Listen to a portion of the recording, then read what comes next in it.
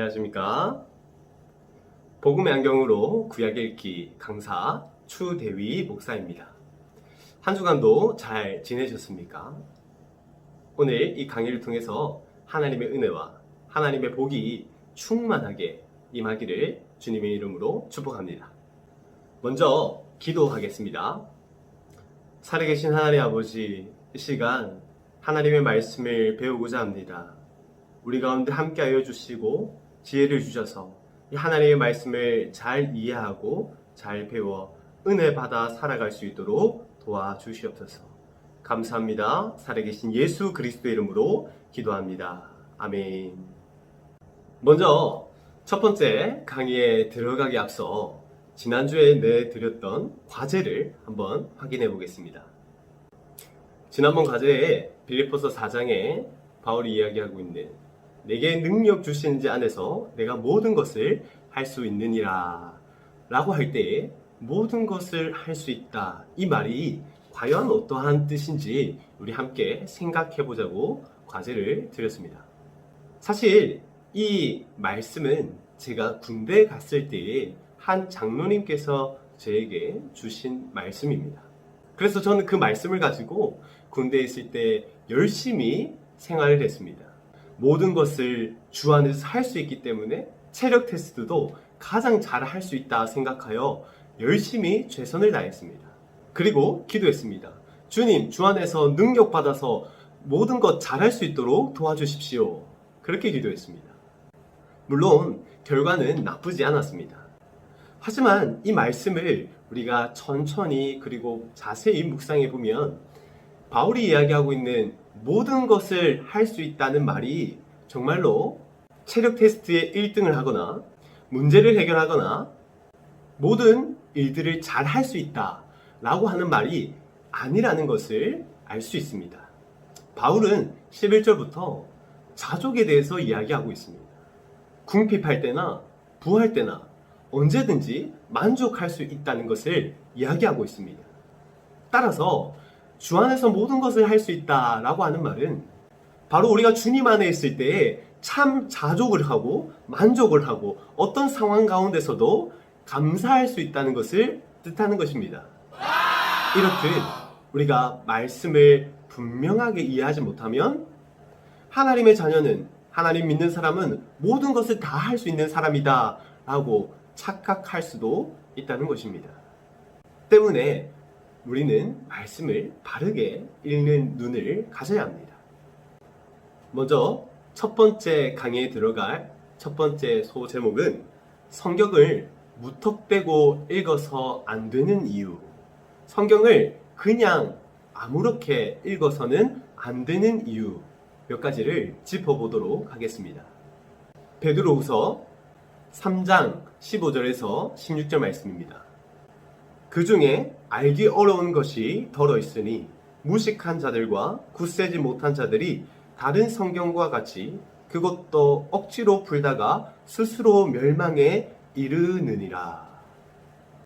베드로 사도는 성경에 알기 어려운 것이 있다라고 이야기하고 있습니다. 그리고 그러한 것들을 억지로 풀어내려고 할 때에 오해를 할 수 있고 심지어는 스스로 멸망할 수 있다고까지 말하고 있습니다. 이것은 당시의 이단, 하나님의 말씀을 잘못 이해하고 있는 몇몇 사람들에게 하는 말씀입니다. 그러나 이 말씀은 우리에게 해당될 수도 있습니다. 성경을 그냥 아무렇게나 읽고 아무렇게나 자의적으로 해석할 때에 우리는 성경 오해하게 되고 하나님을 오해하게 될 수 있다는 경고의 말씀을 주는 것입니다.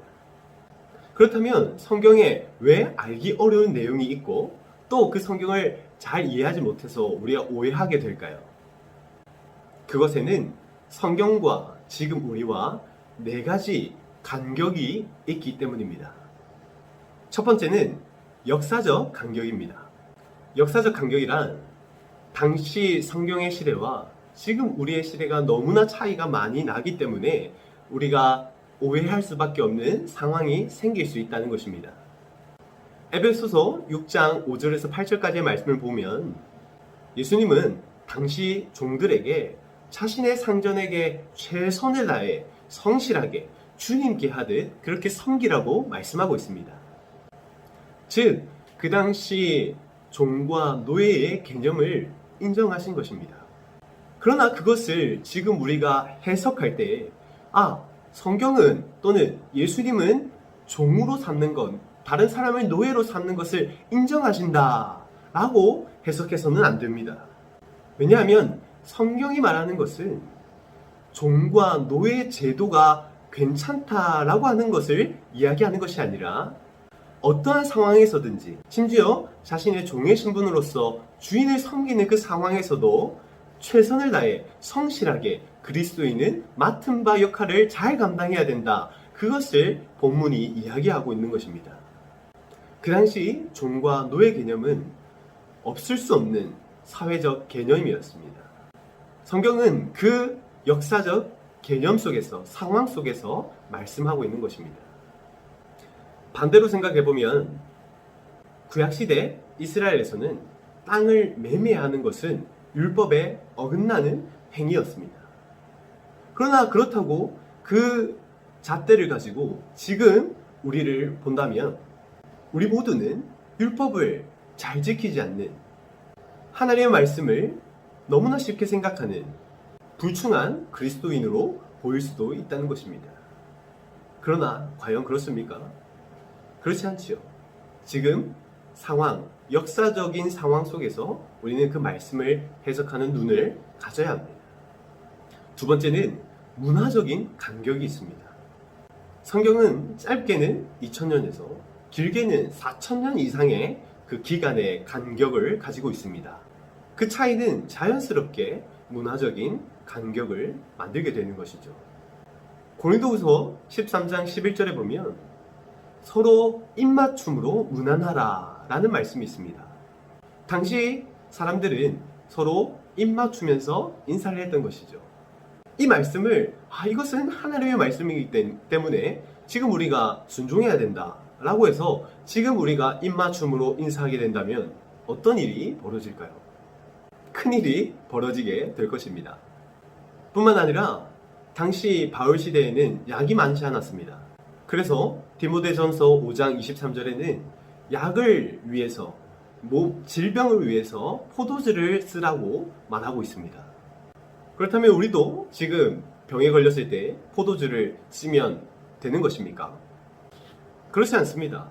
지금은 그보다 더 좋은 약이 있기 때문에 그것은 필요 없는 것입니다. 이와 같은 문화적 간격이 있다는 것을 우리는 알아야 합니다. 그 간격을 생각하고 염두에 두고 성경을 해석해야 합니다. 세 번째는 언어적 간격입니다. 언어적 간격 역시 성경을 이해하는데 굉장히 큰 차이를 가져옵니다.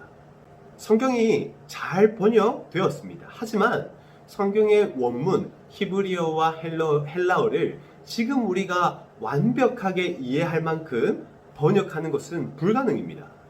예를 들어서 요한복음 1장 1절에 태초에 말씀이 계시니라, 이 구절은 지금 우리가 읽는 것과 당시 헬라인들 또는 유대인들이 말씀을 읽는 것과는 아주 큰 이해의 차이를 가집니다. 왜냐하면 우리는 말씀은 그냥 말씀입니다. 그러나 그들에게 그 당시의 말씀, 로고스라고 하는 말은 단순히 말하다, 말씀, 그 이상의 뜻을 가지고 있었기 때문입니다. 당시 로고스라는 말은 만물을 통치하고 주관하는 지혜 또는 우주 자연 법칙이라는 의미를 가지고 있었습니다. 그러한 철학적인 의미를 가지고 있었기 때문에 당시 말씀이 계시니라, 그런데 그 말씀이 바로 하나님이다 라고 하는 말씀은 지금 우리가 받아들이는 것과 당시에 유대인과 헬라인들이 받아들이는 느낌 자체가 달랐다는 것이죠. 이러한 언어적 간격을 고려하면 우리는 성경을 더욱 풍성하게 이해할 수 있는 것입니다. 마지막 네 번째로 해석자의 간격이 있습니다. 이것은 시대마다 또 시대의 풍조에 따라 성경을 보는 눈, 성경을 해석하는 방향이, 분위기가 다르다는 것입니다. 중세 시대에는 율법을 중시했습니다.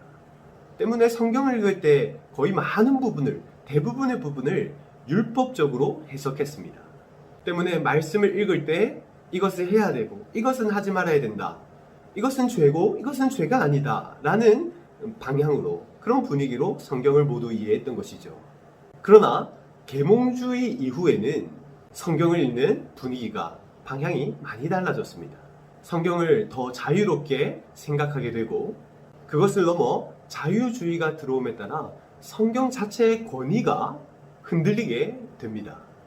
따라서 성경의 아주 일반적인 교훈만을 중시하는, 성경은 기적이나 표적 같은 것은 다 없는 이야기처럼 해석하는 그런 풍조도 있었습니다.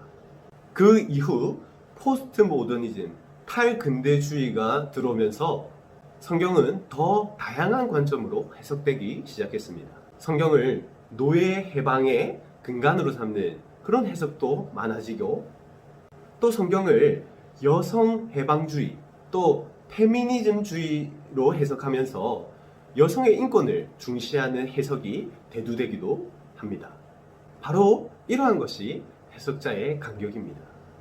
우리는 이러한 네 가지 간격을 고려해야 합니다.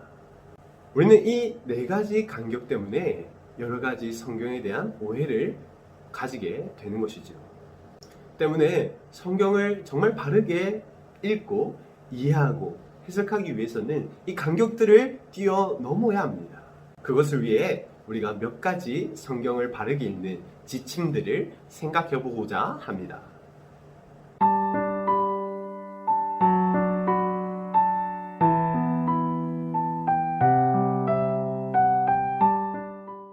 성경을 바르게 읽는 방법은 사실 매우 간단합니다. 그리고 매우 당연한 방법이지요. 첫째는 성경을 읽을 때 천천히 읽는 것입니다. 그리고 두 번째는 저자의 의도를 파악하며 읽는 것. 세 번째는 문맥 안에서 읽는 것. 네 번째는 배경을 알고 읽는 것. 다섯 번째는 문자 그대로 성경을 읽는 것입니다. 이 시간 첫 번째 강의에서는 천천히 읽는 것과 또 저자의 의도를 파악하며 읽는 것 두 가지를 먼저 살펴보겠습니다. 사도행전 17장 11절에서 12절을 보면 베레아에 있는 사람들이 성경을 어떻게 읽었는지 말하고 있습니다. 그들은 성경의 내용이 과연 그런가 하여 성경을 상고했다, 그렇게 말합니다. 성경을 상고했다는 것은 주의 깊게 그리고 연구하며 읽었다는 것입니다. 그리고 여기서 또 주목해야 된 것은 그런가 하여, 성경이 정말 진짜 그런가 하여 천천히 읽고 또 읽었다는 것을 의미하는 것이죠. 그랬더니 어떻게 되었습니까? 믿는 자가 많고, 또한 헬라인 귀부인들도 적지 않게 그 하나님을 믿게 되었다라고 성경이 기록하고 있습니다. 종교개혁자 마틴 루터는 자신의 자서전에서 천천히 성경을 주의 깊게 읽고 반복해서 읽다가 하나님을 경험했고 삶의 변화를 체험했다, 그렇게 적고 있습니다. 이렇듯 성경을 천천히 정독하다 보면 우리는 하나님을 경험하거나 말씀 속에 있는 하나님의 은혜를 누릴 수 있습니다. 그러나 보통은 정독하기보다는 속독하기를 좋아합니다. 워낙에 우리가 바쁜 일상을 살아가고 있기 때문이죠. 그렇다 보니 정해진 시간에 최대한 성경을 많이 읽으려고 하다 보니 정독보다는 속독을 하게 됩니다. 그러면서 성경을 그냥 흘러가듯이 읽는 경향이 많습니다. 또 그러다 보면 오독하기도 하지요. 때문에 유진 피터슨, 존 스토트, 제임스 시어, 그와 같은 학자들은 성경을 정독할 것을 권면하고 있습니다. 그렇게 천천히 성경을 읽어야만 본문의 내용이, 핵심이 무엇인지 파악할 수 있기 때문입니다. 성경을 천천히 읽지 못하고 그냥 빠르게 읽었을 때 어떠한 오독을 일으킬 수 있는지 한 가지 오독 사례를 살펴보겠습니다. 사무엘상 1장 15절 말씀입니다. 한나가 대답하여 이르되 내 주여 그렇지 아니하니이다. 나는 마음이 슬픈 여자라 포도주나 독주를 마신 것이 아니요 여호와 앞에 내 심정을 통한 것뿐이오니. 아멘. 우리가 잘 알고 있는 이 말씀은 한나가 자신의 아이 없음을 인하여 하나님 앞에 눈물로 기도하는 장면입니다. 어느 설교자가 이 본문을 가지고 이렇게 설교를 했습니다. 한나는 자신의 아이 없음을 인하여 하나님 앞에서 통곡하며 기도했습니다. 그렇게 통곡하며 기도하다가 결국 이 한나는 하나님과 자신의 마음이 통하는 경험을 했다는 것이죠. 그 마음이 통한 한나는 결국 그 하나님 앞에 이 아이가 생기게 되면 하나님께 아이를 드리겠다는 서원을 하게 되었습니다. 성도 여러분, 우리도 하나님 앞에 우리의 마음이 통할 때까지, 하나님의 마음에 닿을 때까지 그렇게 기도합시다. 은혜로운 설교 맞습니까? 그런데 이 성경 본문을 자세히 천천히 읽어보면 하나님과 마음이 통하다라는 그 통하다는 것이 이렇게 연결되어 하나가 된다라는 의미가 아니라는 것을 우리는 알 수 있습니다.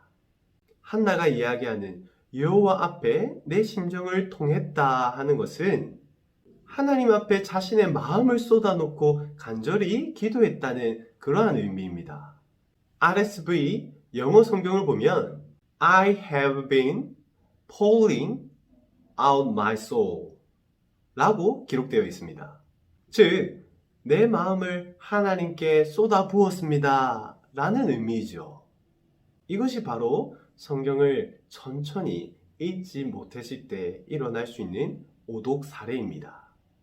단순히 심정이 통했구나, 하나님과 마음이 같아졌구나, 그래서 하나님께서 기도를 들었구나, 그렇게 해석하는 잘못을 범할 수 있다는 것입니다. 그렇다면 우리는 어떻게 이 성경 본문을 정독할 수 있을까요? 몇 가지 지침을 생각하면 우리는 충분히 이 성경을 천천히 정독하며 하나님의 은혜를 누릴 수 있습니다. 첫 번째는 본문을 처음 읽는 것처럼 선입견을 내려놓고 천천히 읽는 것입니다. 보통 신앙생활을 오래 한 성도라면 성경을 읽을 때 이 본문은 어떤 목사님이 이러한 주제로 설교했는데 라는 것을 기억할 때가 있습니다. 그러면 대부분 그 기억을 떠올리면서 그래 이랬지 하고 그 부분을 그냥 물 흐르듯이 읽어가 버리는 것이죠. 그러나 때로는 그 선입견 때문에 성경을 천천히 정독하지 못하고 성경을 오독할 수 있게 됩니다. 저의 예를 들자면 저는 한때 모세가 요단강에 버려져서 어머니도 없이 정말 고아처럼 그렇게 이집트의 왕궁에 살았다고 생각했었습니다. 왜냐하면 제가 초등부 때 전도사님은 그 아기 모세가 갈대 상자에 버려지는 그 모습을 보여주면서 이 모세가 참 불쌍한 아이라는 것을 강조해 주셨기 때문입니다. 그 기억이 있으니 성경을 읽어도 모세는 그냥 고아처럼 자랐다 그렇게 이해하고 성경을 읽어 나갔던 것이죠.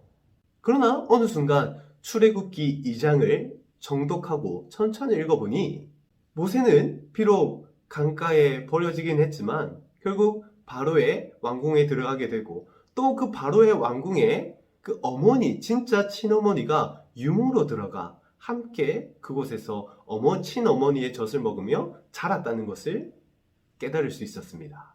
이처럼 우리가 예전에 읽었던, 예전에 알았던 그 선입견을 가지고 성경을 읽게 되면 우리는 성경을 그냥 쉽게 지나칠 수 있습니다.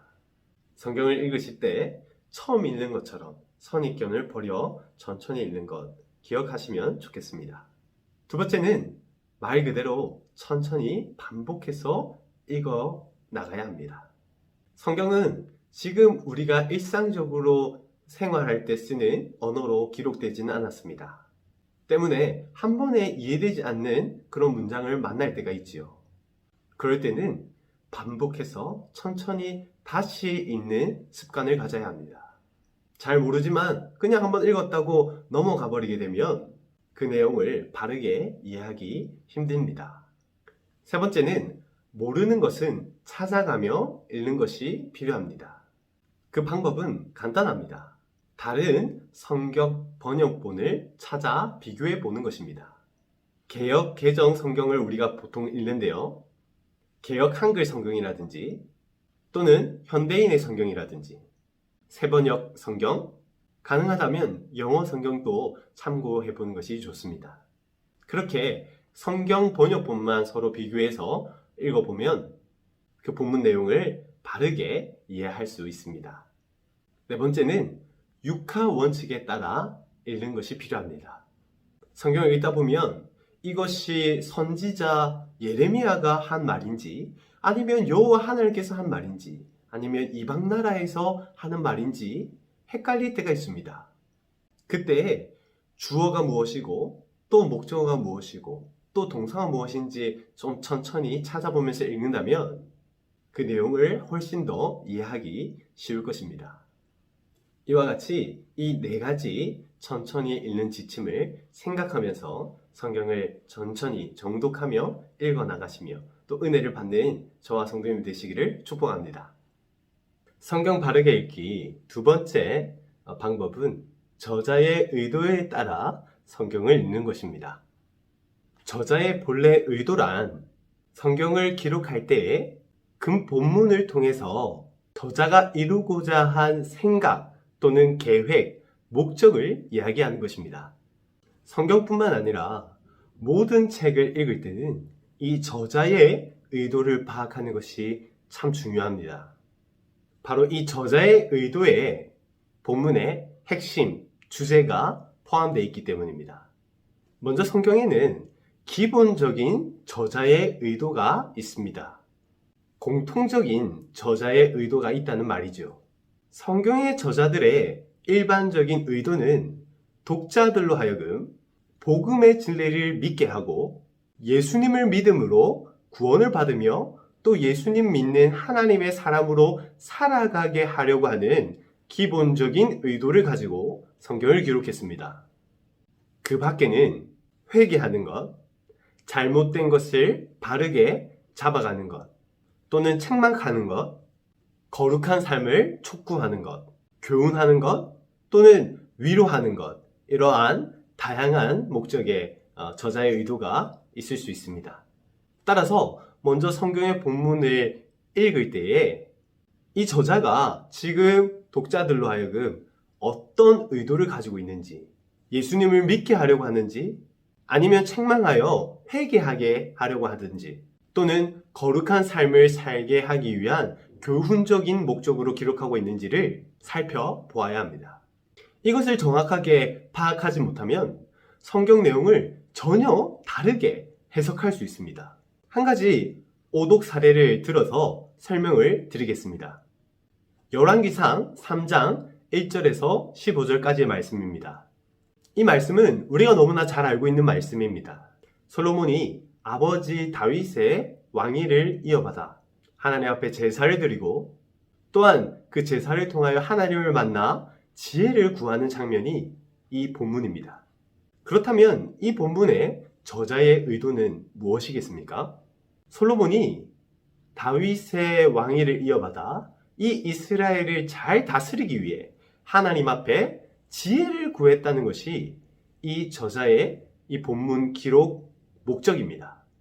저자의 의도인 것이죠. 그런데 이 본문을 전혀 다른 방향으로 해석하고 읽을 수도 있습니다.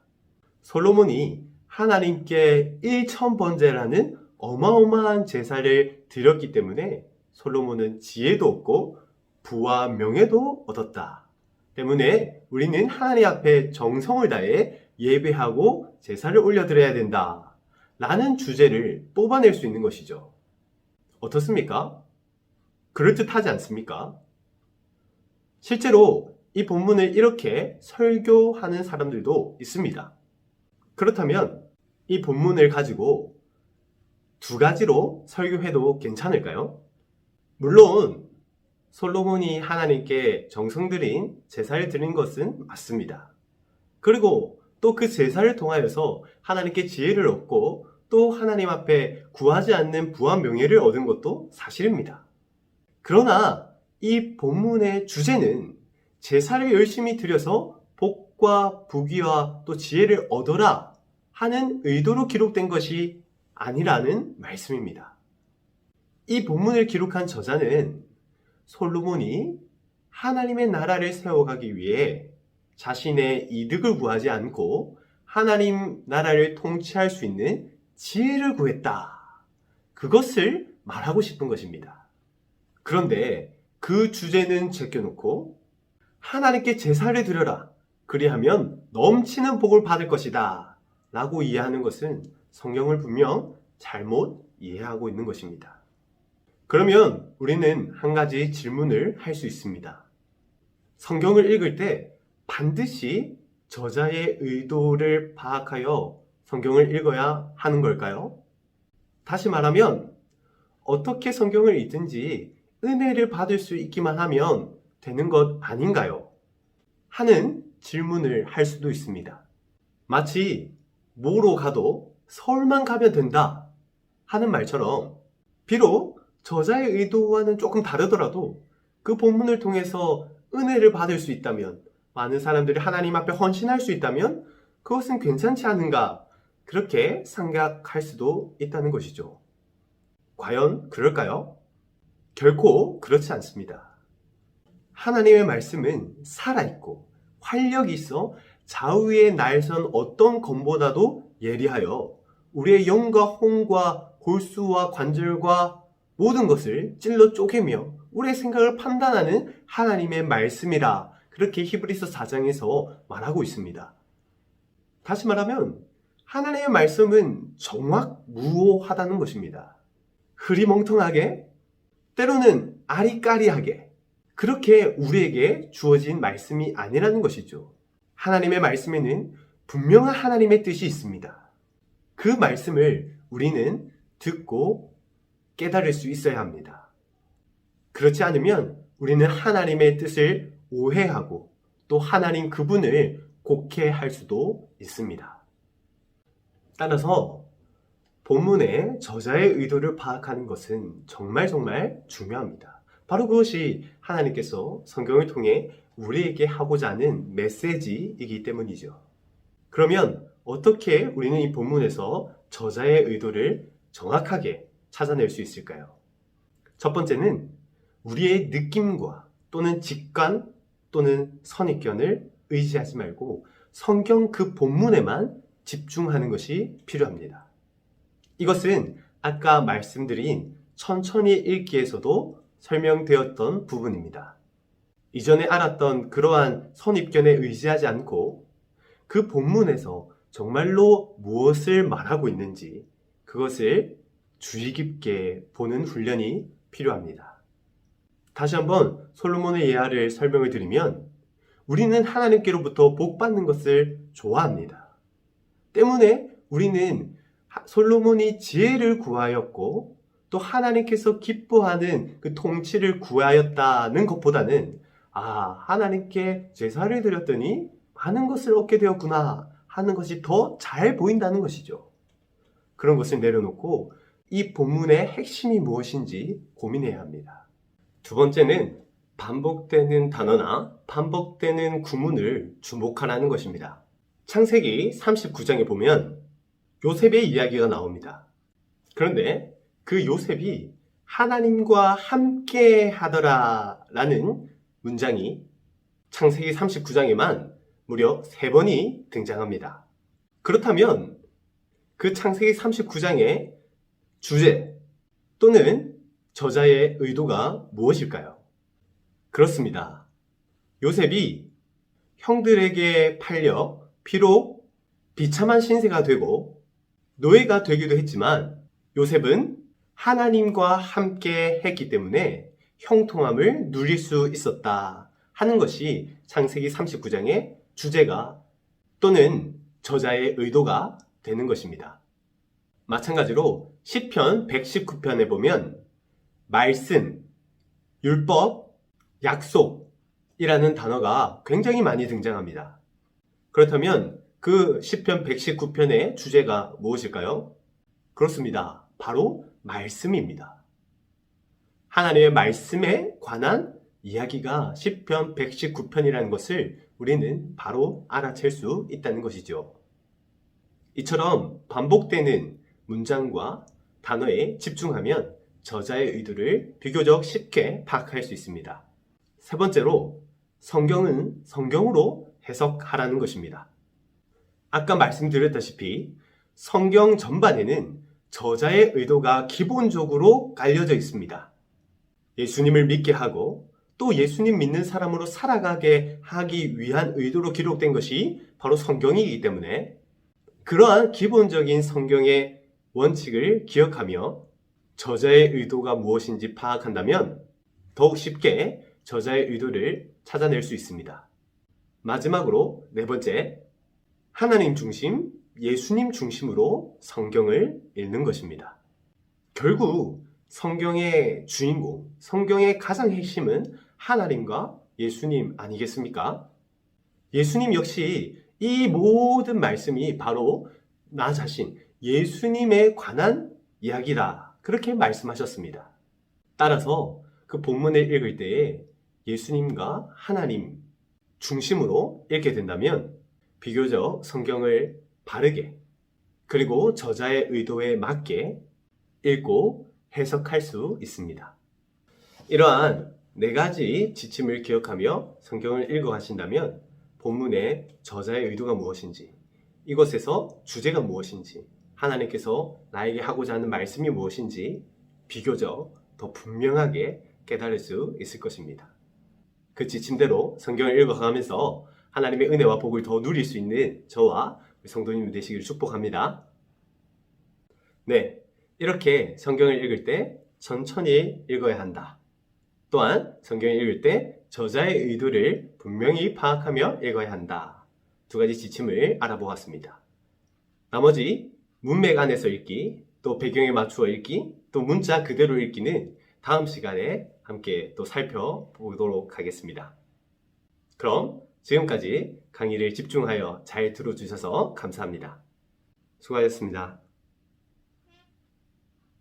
다음 주에 만나요.